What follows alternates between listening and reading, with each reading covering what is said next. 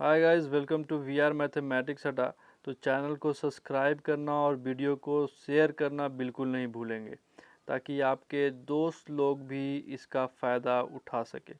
तो चलिए क्लास को स्टार्ट करते हैं। आज हम सीखेंगे मॉडुलस इनइक्वालिटी, जो कि दूसरा बेसिक कॉन्सेप्ट है जो आपको फंक्शन चैप्टर में काफ़ी मदद करने वाला है। तो गाइज हम सभी को ये बात पता है कि under mod x is nothing but under root x square, है ना।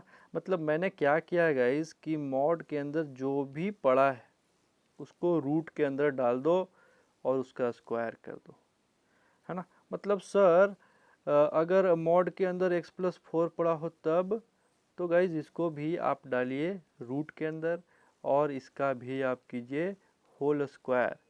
ये दोनों बातें बिल्कुल बराबर हैं। अगर सर मॉड के अंदर कुछ ट्रिग्नोमेट्रिकल टर्म पड़ा हो तब, तो भी गाइज आपको सेम काम, इसको डालना है रूट के अंदर और क्या करना है, इसका स्क्वायर कर देना है। दोनों बातें बराबर है ना।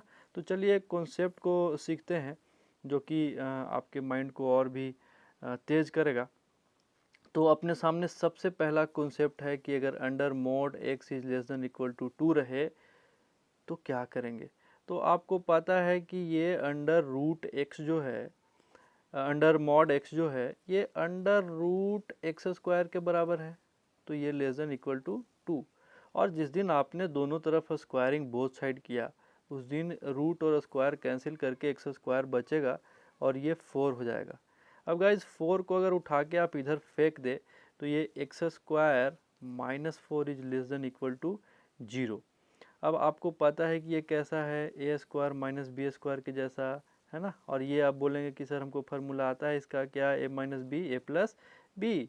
इसका मतलब ये हुआ कि x minus 2 and x plus 2 is less than equal to 0।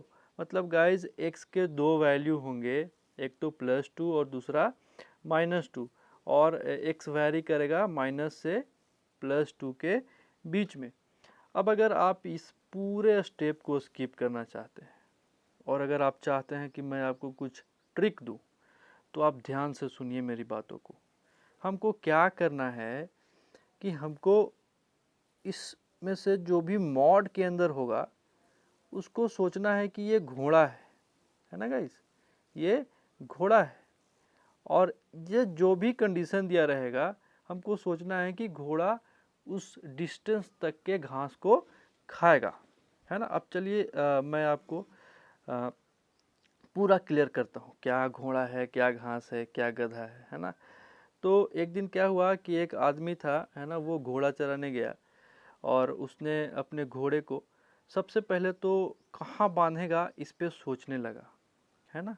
इस पे सोचने लगा, तो सोचने के लिए कि कहाँ बांधेगा उसका आंसर आपको तब मिलेगा कि मॉड के अंदर कुछ भी दिया रहे इज इक्वल टू 0 कर दो आप।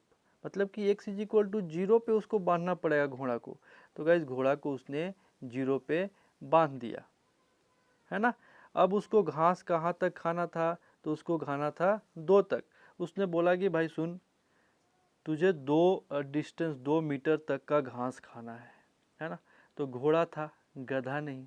उसने बोला कि मालिक एक काम करो, मेरे लिए 2 मीटर का रस्सी लाओ और मुझे बांध दो, ताकि मैं उतना ही डिस्टेंस का घास खाऊंगा, है ना। तो मालिक ने उसे 2 मीटर पे बांध दिया। अब वो क्या किया कि इस डिस्टेंस का सारा घास खा गया। लेकिन मेरे भाइयों, वो घोड़ा था, गधा नहीं। तो जब इधर का घास खाया तो 2 मीटर इधर का भी तो घास खाएगा, है कि नहीं। तो मतलब कि घोड़ा कहाँ से कहाँ तक का घास खाएगा, -2 से +2 के बीच में, है ना। तो इस क्वेश्चन को आप लॉजिकली भी सोल्व कर सकते हो।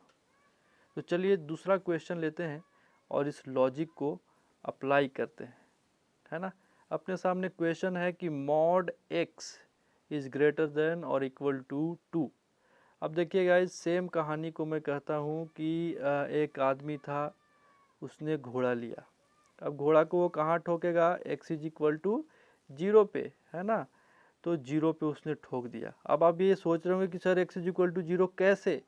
तो गाइज मॉड के अंदर कुछ भी रहे आप उसे 0 से इक्वेट करो, है ना। तो मैंने बस 0 से इक्वेट किया है। तो घोड़ा को मैं 0 पे बांध दूंगा, है ना।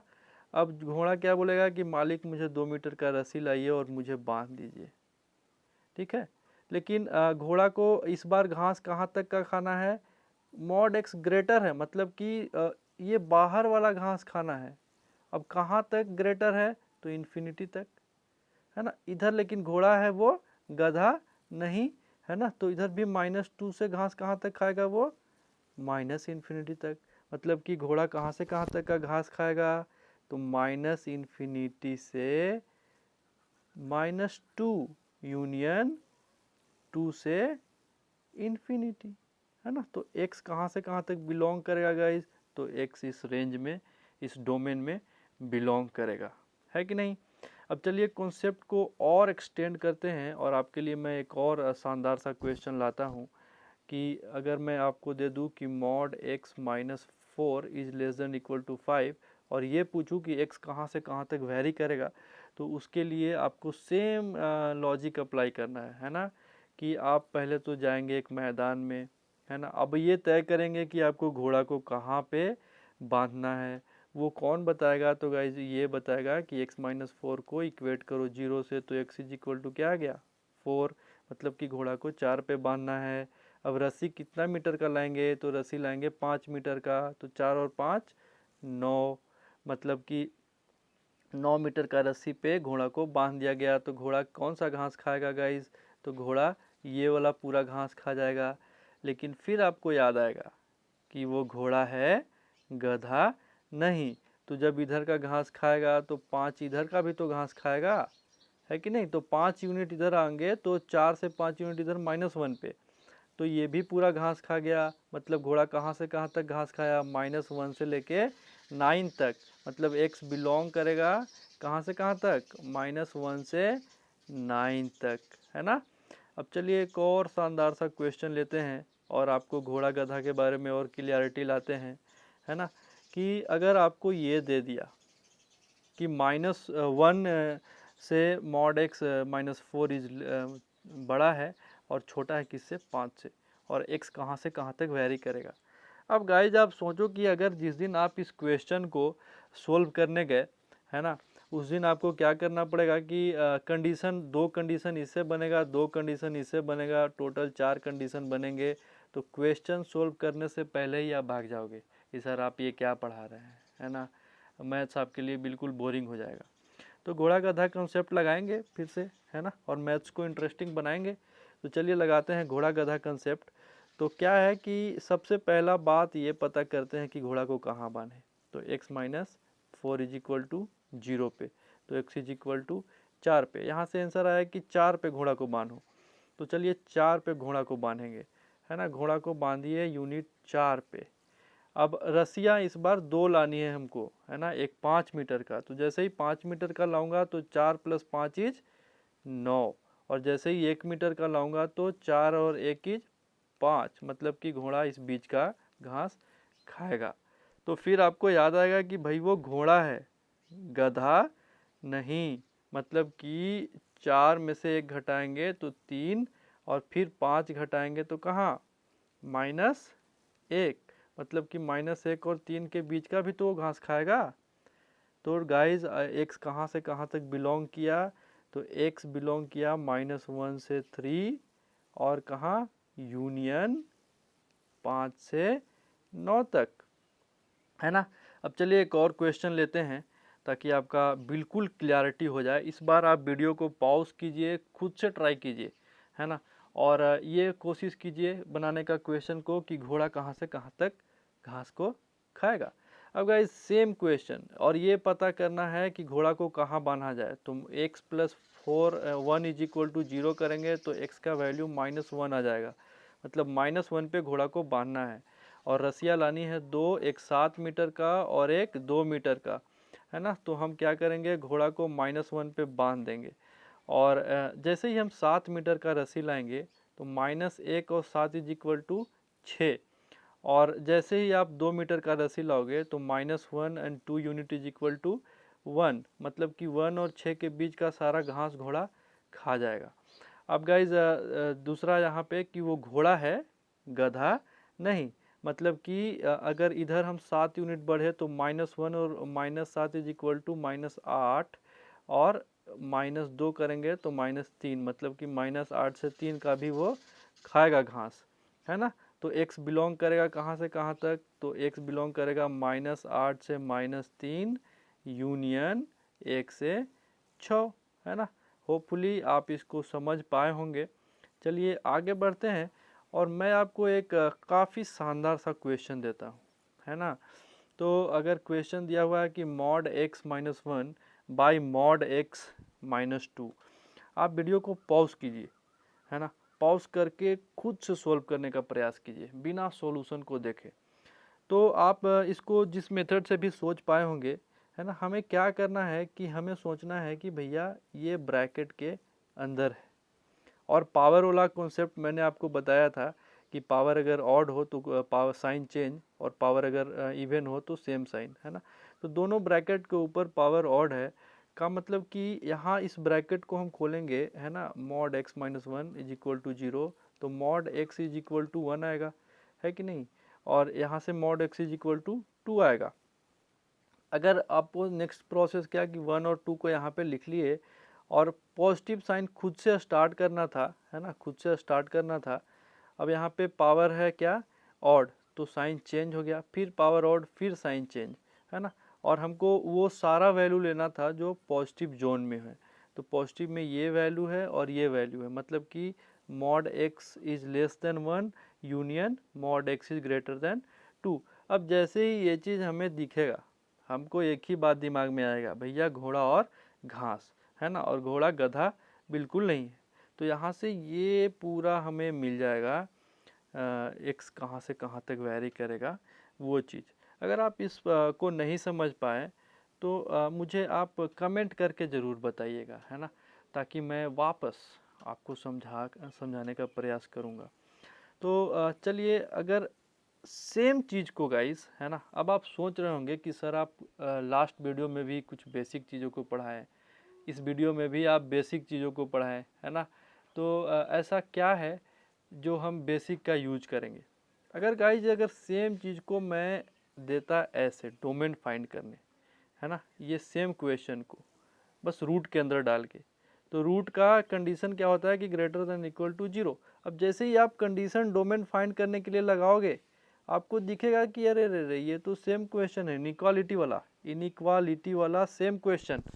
मतलब कि आप गए थे इनइक्वालिटी सॉल्व करने और आपने डोमेन निकाल डाला, है ना। आप बोलोगे कि सर ये जो हम फाइंड किए हैं, क्या वो हम गलती से डोमेन निकाल दिए, तो बिल्कुल हाँ, आपने गलती से डोमेन निकाल दिया, है ना।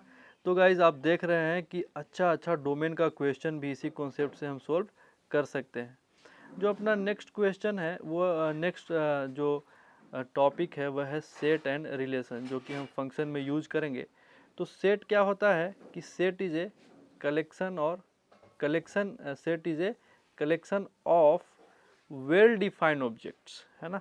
सेट क्या है, कलेक्शन है वेल डिफाइंड ऑब्जेक्ट्स का, है ना। अब अगर मैं वेल डिफाइंड को थोड़ा सा आपको क्लियर करूं, तो अगर मैं ऐसा बोलूं कि इंटेलिजेंट स्टूडेंट ऑफ क्लास, या स्टूडेंट स्कोर 80% एंड मोर, है ना गाइस।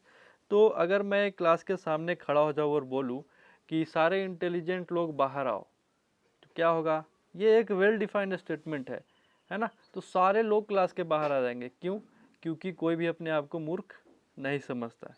लेकिन मैं ऐसा अगर क्लास के सामने जाके बोलूँ कि 80% से ज़्यादा लाने वाले लोग बाहर आइए, है ना, तो वही लोग आएंगे जो कि 80% से ज़्यादा हैं, और वो लोग 80% से ज़्यादा हैं मतलब कि इंटेलिजेंट है ना। तो ये उससे भी ज़्यादा वेल डिफाइंड स्टेटमेंट है ना। तो सेट क्या है, set is a collection of well defined objects, है ना। इसका मतलब है कि it means that the definition should be exact, so that any object we can tell that it is belong to set और नोट, है ना। तो बिल्कुल एकदम एग्जैक्ट आपको डेफिनेशन इसका देना होगा सेट का, ठीक है। जो नेक्स्ट अपना बेसिक कॉन्सेप्ट जो हम फंक्शन में यूज करेंगे वह है रिलेशन। तो रिलेशन क्या है गाइस, तो रिलेशन एक रूल है ना, under which any object of set A can be related to object of set B.